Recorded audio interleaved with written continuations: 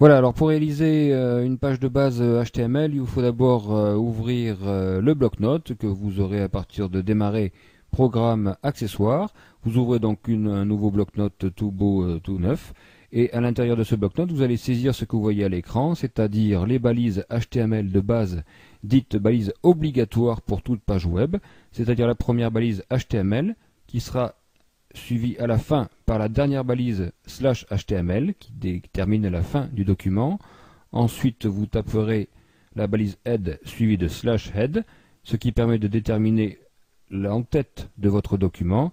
Et enfin, la balise body suivie de /body qui permet de déterminer le corps du document. C'est à l'intérieur de ces deux balises body et /body que nous pourrons taper le texte qui apparaîtra dans notre future page web.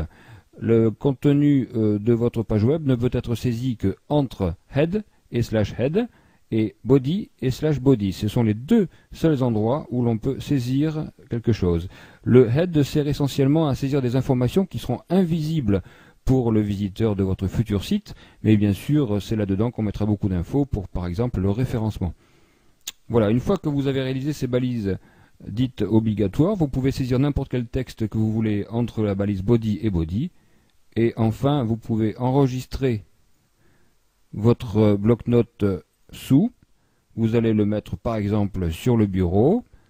Je vais donner un nom ici de fichier, je vais l'appeler pourquoi pas index, puisque toute première page de site web doit s'appeler index. Mais bien entendu, je vais faire attention à ne pas enregistrer ce fichier sous l'extension txt.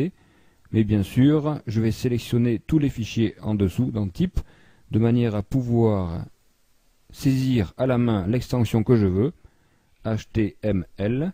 Donc j'ai bien nommé mon fichier index.html, je pourrais l'appeler autrement que index, mais disons que l'important ici c'est surtout le HTML.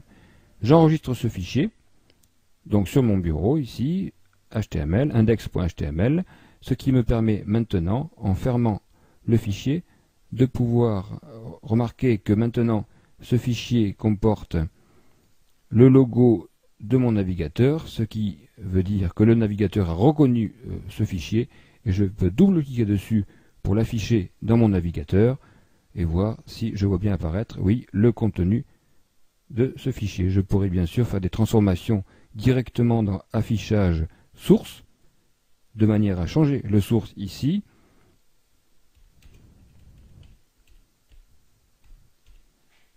Et vous verrez que si j'enregistre ce source directement ici en fermant le document et en actualisant l'écran, je vois bien sûr apparaître le nouveau texte. Voilà. L'intérêt ici, bien entendu, c'est que l'on peut réaliser comme ceci, si l'on connaît bien sûr le HTML et si on l'apprend, des pages web sans utiliser d'éditeur de site du type Dreamweaver ou FrontPage. À bientôt.